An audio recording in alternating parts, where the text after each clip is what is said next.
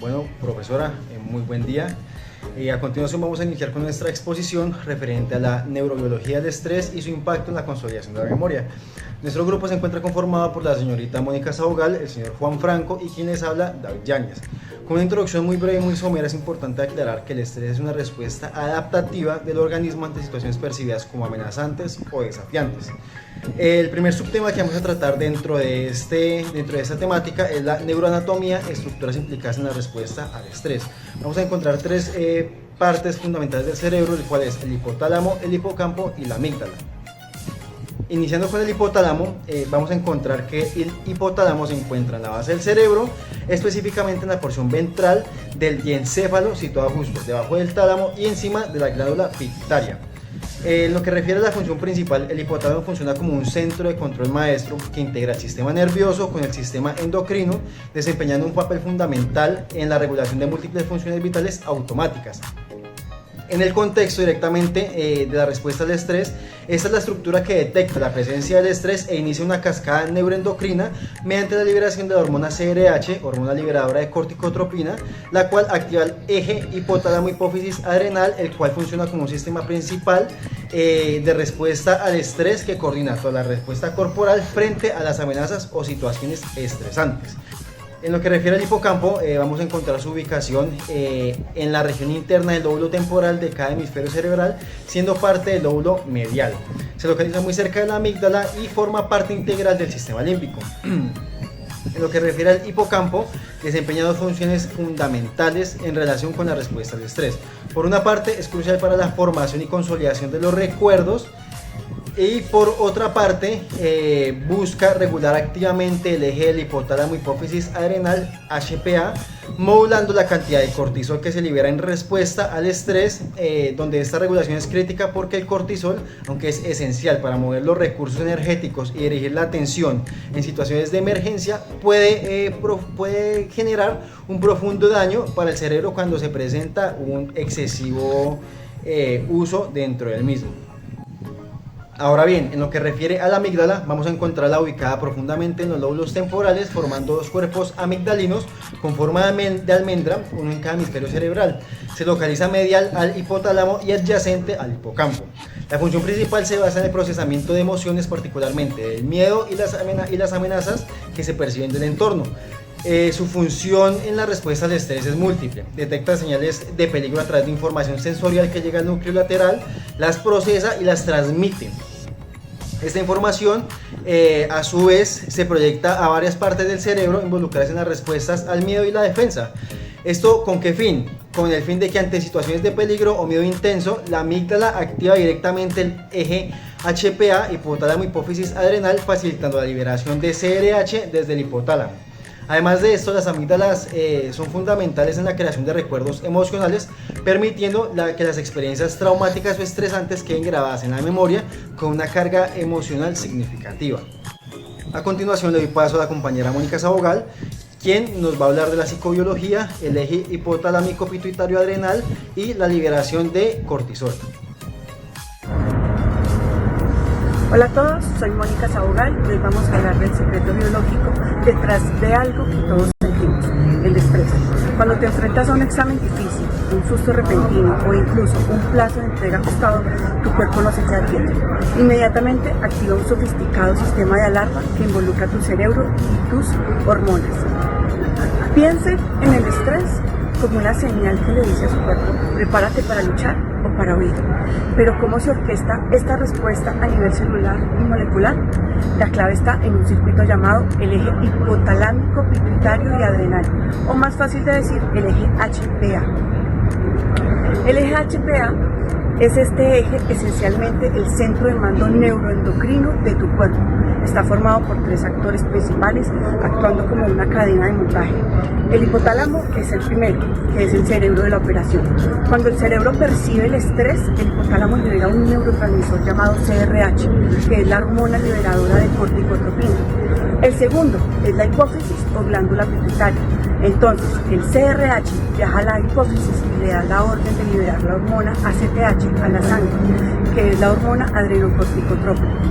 Tercero, las glándulas suprarrenales. Esta ACTH viaja por el torrente sanguíneo hasta estas pequeñas glándulas ubicadas justo encima de tus riñones y les da la orden final. ¿Y cuál es esa orden final? La producción y liberación de glucocorticoides, siendo el más famoso y potente de ellos el cortisol. El cortisol es una hormona esteroide, lo que significa que puede atravesar fácilmente las membranas celulares y llegar hasta el núcleo. En el cuerpo su misión principal es asegurar que tengamos suficiente energía para lidiar con la amenaza. ¿Y cómo lo hace? Pues aumenta los niveles de glucosa en la sangre y suprime temporalmente funciones que no son vitales en ese momento, como la digestión o crucialmente la respuesta inflamatoria. En el cerebro el cortisol actúa uniéndose a receptores específicos como los receptores de glucocorticoides, que están especialmente concentrados en áreas como el hipocampo y la amígdala. Ahora bien, aquí es donde la ciencia se pone interesante. El cortisol es nuestro héroe en situaciones adversas, permitiéndonos reaccionar rápidamente, pero el problema viene con el estrés crónico. Una exposición prolongada a altos niveles de cortisol puede ser perjudicial para la salud. El cortisol, al actuar sobre el hipocampo, lo que es una estructura fundamental para formación de nuevos recuerdos, puede alterar la plasticidad sináptica.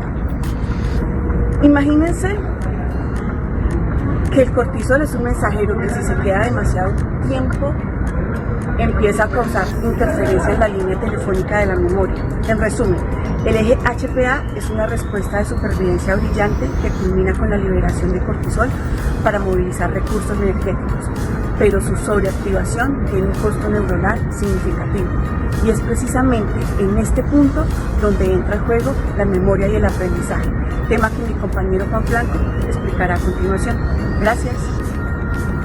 Agradecer a mis compañeros quienes me anteceden en esta exposición y en este proceso formativo con estos temas tan importantes. En este caso, dentro del proceso de memoria y aprendizaje, ahondaremos de manera resumida el tema de cómo los niveles crónicos de cortisol afectan la plasticidad sináptica en el hipocampo, dificultando esto la codificación y consolidación de esa memoria declarativa.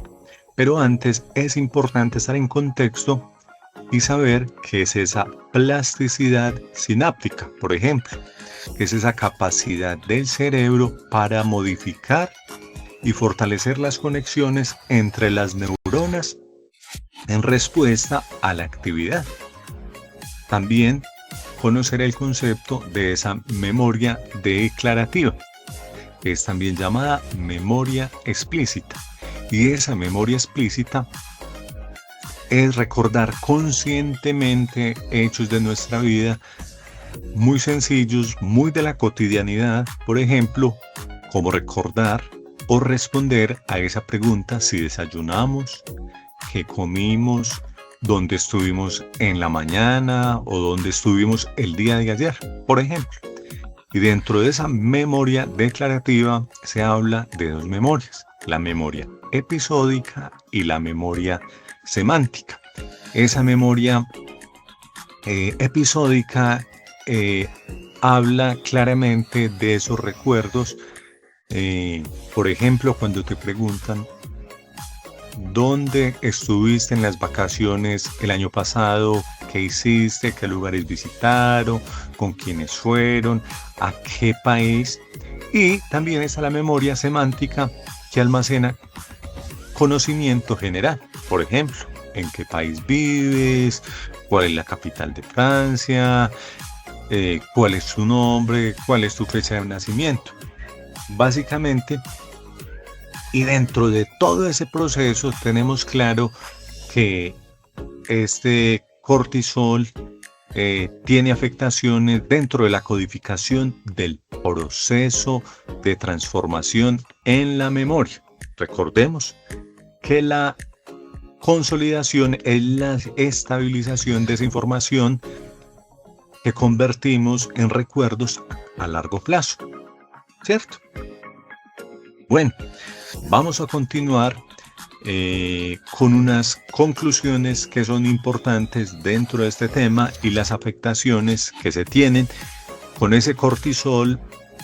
Recordemos que ese cortisol crónico afecta el hipocampo, reduce la plasticidad sináptica y limita la memoria declarativa. En la actualidad, el estrés, digamos que se vive en diferentes campos, en el laboral, en el personal, en el familiar, y debemos hacernos consciente de las afectaciones que este tiene cuando se sostienen por grandes periodos, porque estos tienen una gran afectación a nivel cerebral. Quisiéramos ahondar un poco más en el tema, pero el tiempo es corto, pero los invitamos a consultar más sobre este tema y esa afectación de los niveles crónicos de ese cortisol que afectan esa plasticidad en el hipocampo y que dificultan esa codificación y consolidación de esa memoria declarativa. Gracias a ustedes, gracias por su atención y nos veremos muy pronto con más información en este proceso de formación. Muchas gracias, saludos para todos.